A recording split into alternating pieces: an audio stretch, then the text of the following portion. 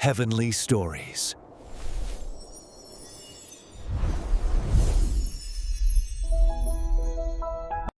In the days when the earth was still young, humanity had grown numerous, spreading across the land like seeds scattered by the wind.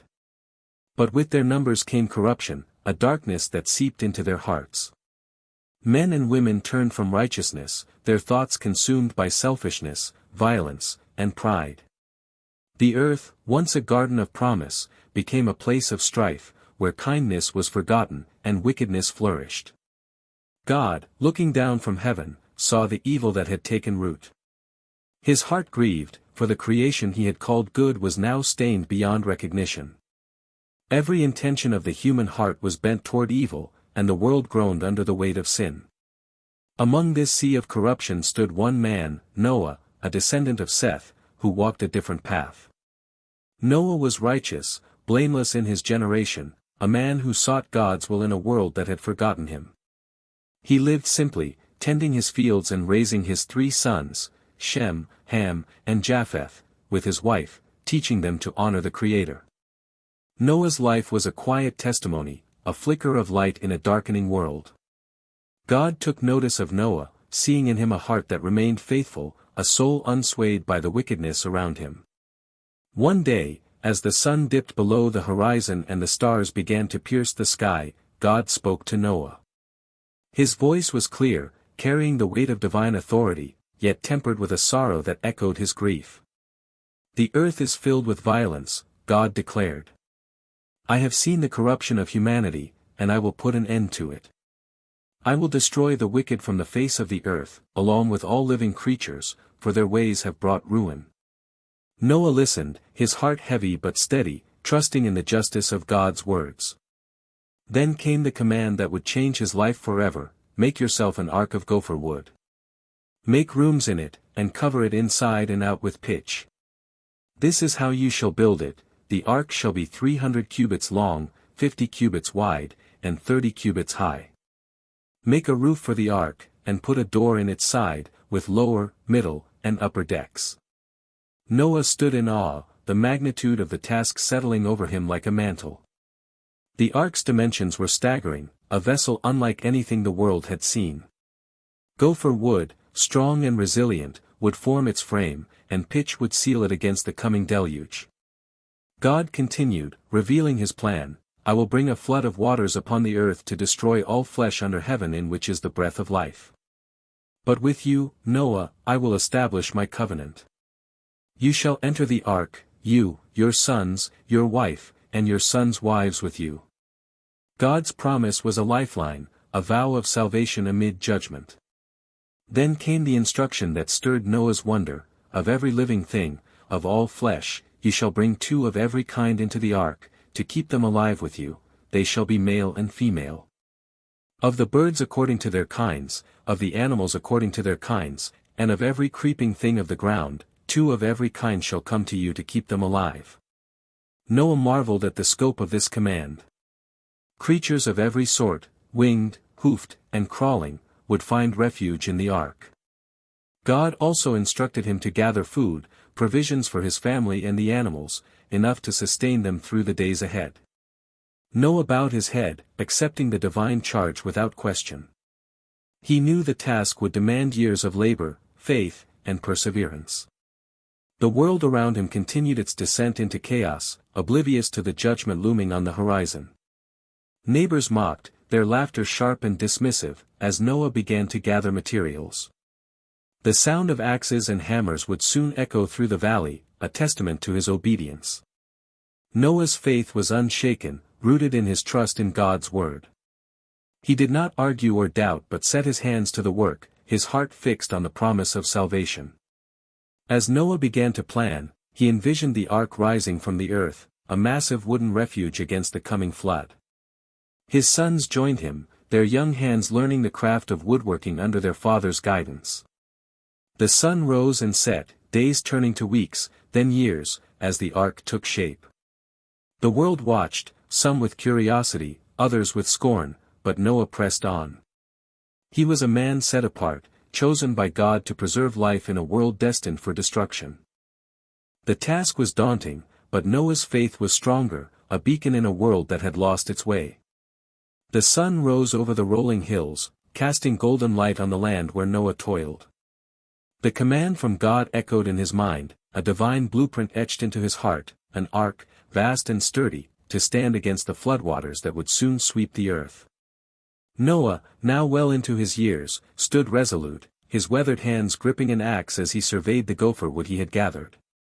The trees, tall and straight, were felled one by one, their timber hauled to the open valley where the ark would rise.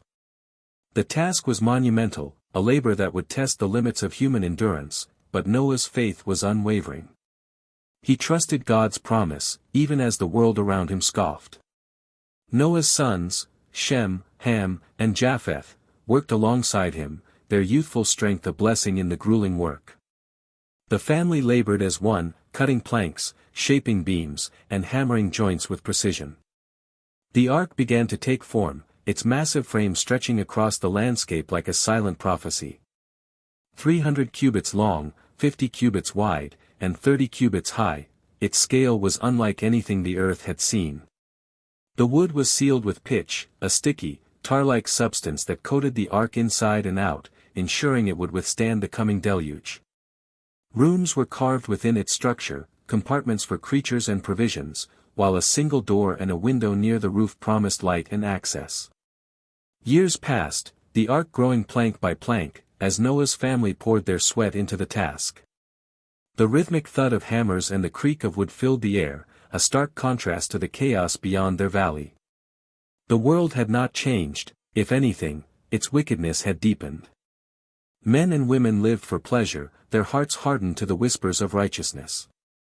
They passed by Noah's work, some pausing to jeer, others shaking their heads at what they called folly. A boat in the middle of dry land, they mocked. What use is it, old man? Noah did not waver. He spoke of God's judgment when pressed, warning of the flood to come, but his words fell on deaf ears. The people returned to their feasts, their fights, their fleeting joys, blind to the storm on the horizon. As the ark neared completion, God's voice came again to Noah, clear and commanding, "The time is near. Gather the animals as I have instructed, 2 of every kind, male and female, to keep their kind alive." Noah marveled at the scope of this charge.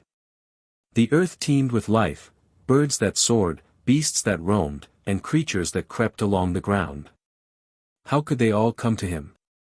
Yet God's promise was sure, "They shall come to you." Noah prepared the ark's compartments, ensuring space for each creature, while his wife and daughters-in-law gathered stores of grain, fruit, and fodder.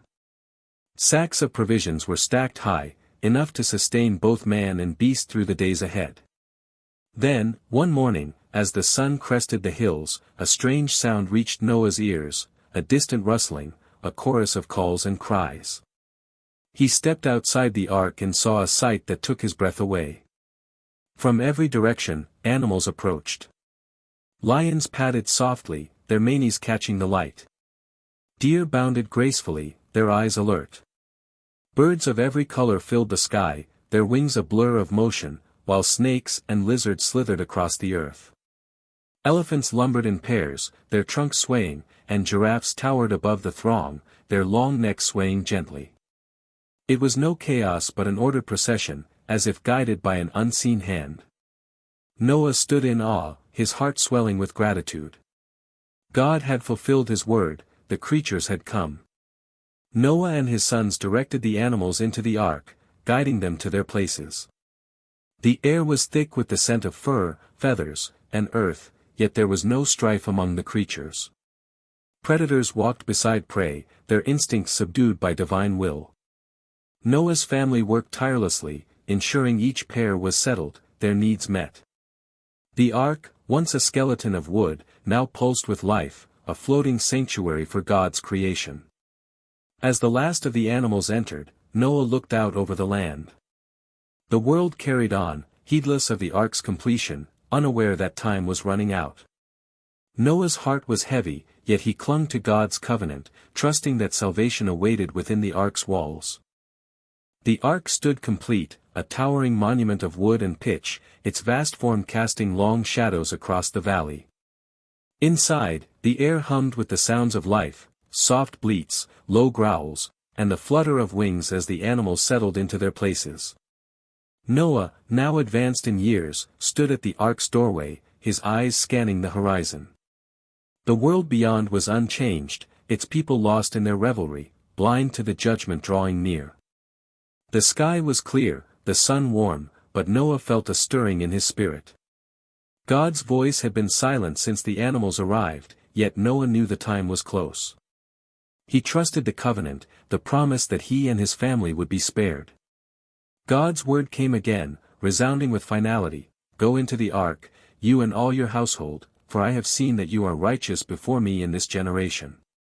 Take with you 7 pairs of every clean animal, a male and its mate, and 2 of every unclean animal, a male and its mate, and 7 pairs of the birds of the heavens, to keep their offspring alive on the earth.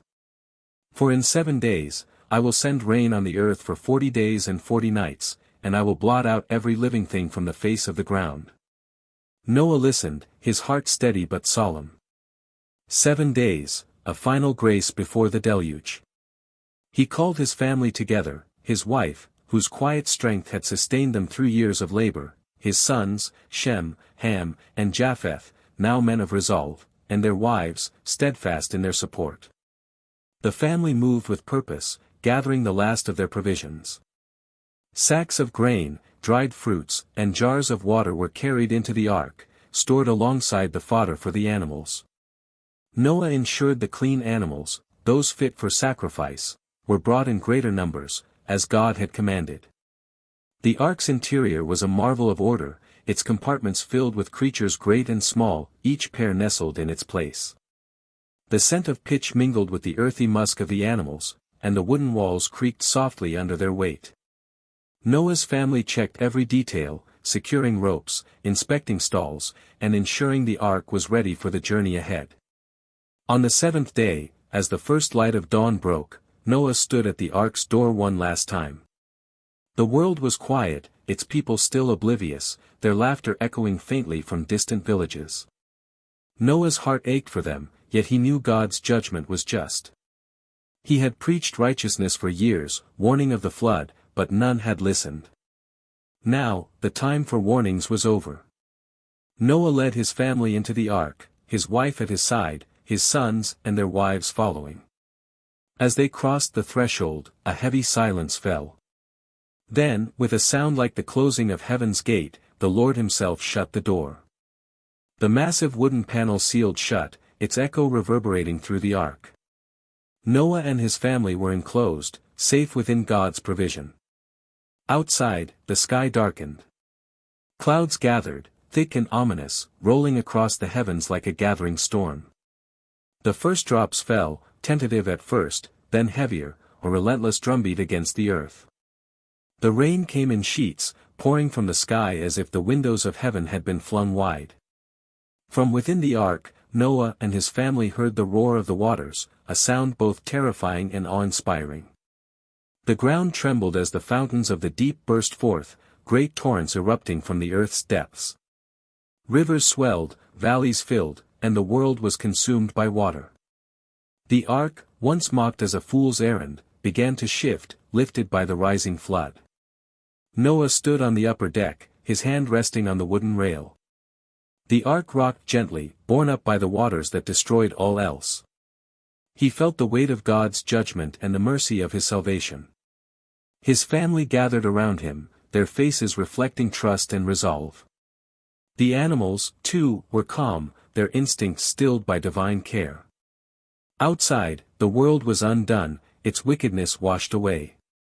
Inside, life endured, preserved by Noah's obedience and God's grace. The flood had begun, and the ark was their refuge, a testament to faith in the face of a drowning world. The waters roared, a ceaseless tumult that engulfed the earth. For 40 days and 40 nights, rain poured from the heavens, a deluge that blurred the line between sky and sea. The fountains of the deep continued to surge, their torrents merging with the downpour until the world was a formless expanse of water. Mountains vanished beneath the waves, and the plains where humanity once thrived were swallowed whole.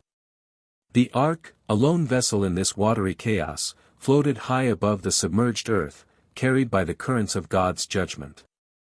Inside, Noah and his family bore witness to the Creator's power, their faith anchoring them as surely as the ark held them afloat.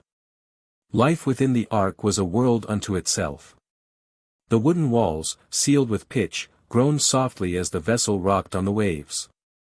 Noah, ever the steward, moved through the compartments, checking on the animals entrusted to his care. Lions lay beside lambs, their roars softened to low rumbles, while birds perched quietly, their songs muted in the dim light. The air was thick with the scent of hay, fur, and grain, yet order prevailed, as if God himself guided the harmony. Noah's sons, Shem, Ham, and Japheth, took turns tending the creatures, cleaning stalls and distributing feed. Their wives worked alongside them, preparing meals from the stores and maintaining the family's quarters. Noah's wife, a steady presence, offered quiet encouragement, her hands busy with tasks that kept their spirits high. Days blended into weeks, the rhythm of life marked by the creak of the ark and the distant roar of the waters. Noah often climbed to the upper deck, peering through the window near the roof. The world outside was unrecognizable, a vast ocean stretching to the horizon. No land, no sky, only water, relentless, unending. Yet Noah did not despair. He trusted God's covenant, the promise that had led him to build this ark. At night, he gathered his family, their voices rising in prayer, giving thanks for their safety and seeking strength for the days ahead. The animals, too, seemed to sense the divine protection, their instincts calmed by a presence greater than the storm. After 40 days, the rain ceased. The clouds parted, and the fountains of the deep grew still. But the waters remained, covering the earth in a silent, unyielding flood. For 150 days, the waters prevailed, holding the world in their grip. The ark drifted, guided by an unseen hand, its wooden frame unyielding against the waves. Noah and his family adapted to their new reality, their days filled with the care of the animals and the maintenance of the ark. Shem, the eldest, took to carving small figures from scraps of wood, a distraction from the monotony. Ham, ever curious, studied the animals, noting their habits.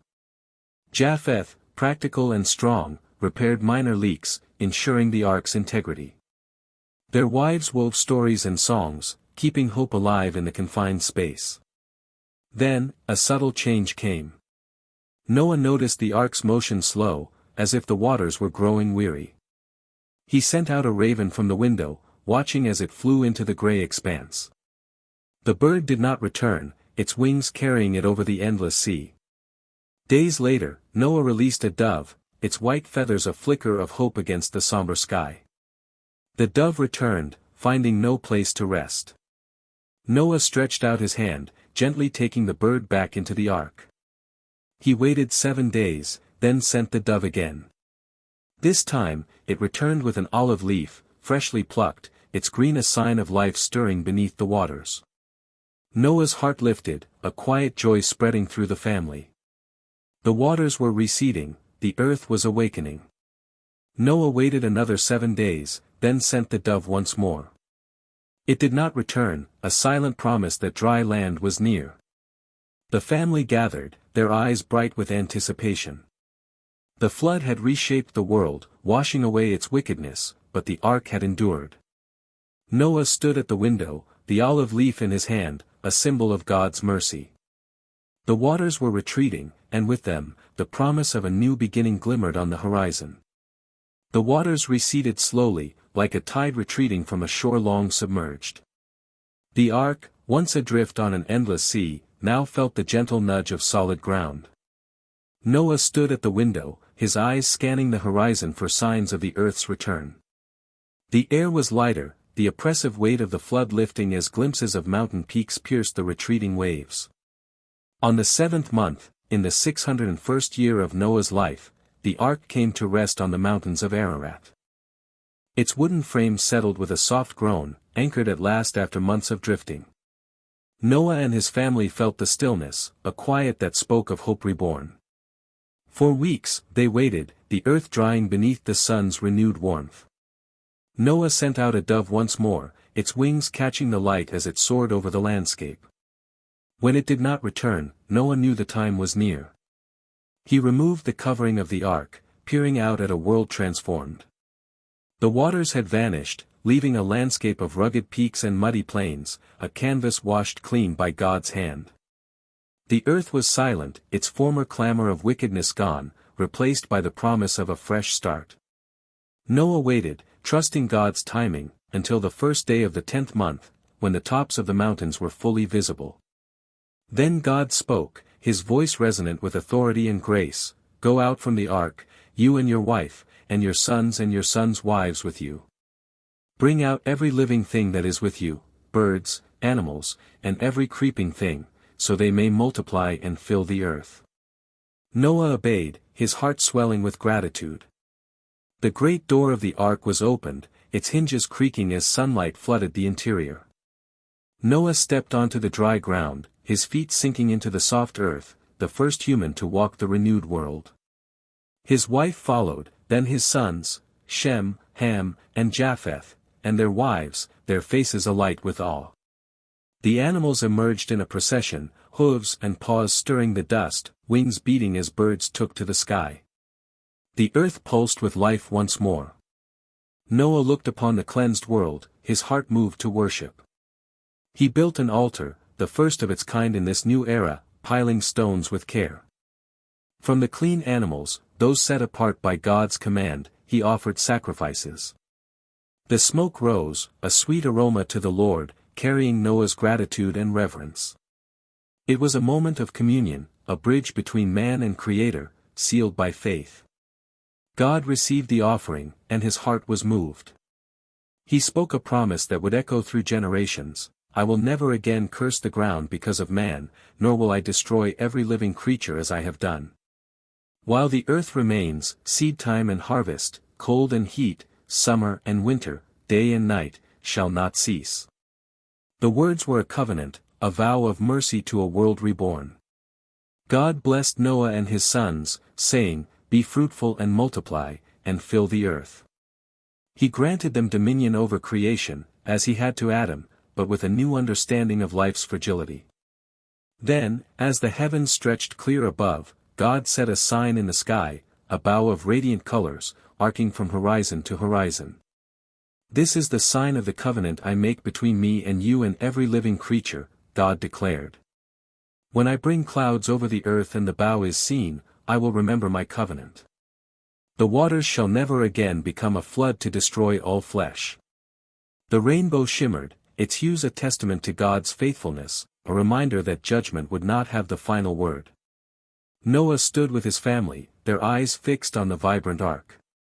The world was new, its scars hidden beneath the promise of growth. Noah's faith had carried them through the flood, and now it anchored them in hope. He and his sons set to work, planting fields and building homes, their hands shaping a future under God's covenant. The earth, once drowned, now bloomed with possibility, and Noah's legacy, a life of obedience and trust, would endure as a beacon for generations to come. The earth stretched out before Noah's family, a tapestry of rugged hills and fertile valleys, reborn under the sun's steady gaze. The rainbow's promise lingered in their hearts, a sign of God's mercy etched into the sky. Noah, now the patriarch of a new world, led his sons, Shem, Ham, and Japheth, in the labor of rebuilding. They built simple homes of stone and timber, their laughter mingling with the sounds of hammers and the bleat of grazing animals. The land was generous, its soil rich with the promise of growth. Noah's wife tended a garden, her hands coaxing life from the earth, while the wives of his sons wove cloth and prepared meals, their voices carrying songs of gratitude. Noah, ever a man of the soil, turned his attention to the land's bounty. He planted a vineyard, rows of vines stretching across a sunlit slope. The work was slow, the vines needing years to mature, but Noah was patient, his faith tempered by the trials of the flood. He taught his sons the art of cultivation, showing them how to prune and nurture the plants. The vineyard became a symbol of hope, a testament to life's renewal. As the seasons turned, the vines bore fruit, their clusters heavy with sweet grapes. Noah harvested them, pressing the juice into wine, a gift from the earth to gladden the heart. One day, in the warmth of a late harvest, Noah drank deeply of the wine. The drink loosened his spirit, and in the privacy of his tent, he lay uncovered, overcome by its effects. Ham, the youngest son, entered and saw his father's state. Instead of shielding Noah's dignity, Ham spoke of it to his brothers outside, his words laced with mockery. Shem and Japheth, hearing their brother's tale, acted with reverence. They took a garment, walked backward into the tent, and covered their father, their eyes averted to preserve his honor. When Noah awoke and learned what had passed, his heart was stirred with both sorrow and resolve. Noah gathered his sons, his voice firm yet heavy. To Ham, he spoke a curse, not upon him directly but upon his son Canaan, foretelling a future where his descendants would serve others. To Shem and Japheth, he pronounced blessings, praying for prosperity and unity, with Shem's line favored by God's presence. The words carried weight, a father's decree that would shape the generations to come. Noah's sons listened in silence, their bond tested but unbroken. The incident passed, but it left a mark, a reminder of human frailty even in a world washed clean. Noah lived on, his years stretching to 950. He watched his sons' families grow, their children filling the land with laughter and life. The earth flourished under their care, its fields yielding grain, its herds multiplying. Yet Noah's thoughts often turned to the flood, the ark, and the rainbow. He told his grandchildren the story, his voice rich with awe, urging them to walk in righteousness. The world was new, but the human heart remained, capable of both faith and folly. Noah's life was a bridge between the old world and the new, his obedience a legacy for those who would follow. As Noah's days drew to a close, he stood one evening on a hill overlooking his vineyard. The sun dipped low, painting the sky with hues that echoed the rainbow's promise. He felt the weight of his years, yet his heart was at peace. God's covenant held fast, a vow that no flood would again destroy the earth.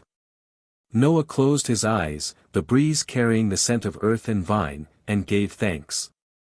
His life had been one of trust, labor, and grace, and now it rested in the hands of the Creator who had spared him.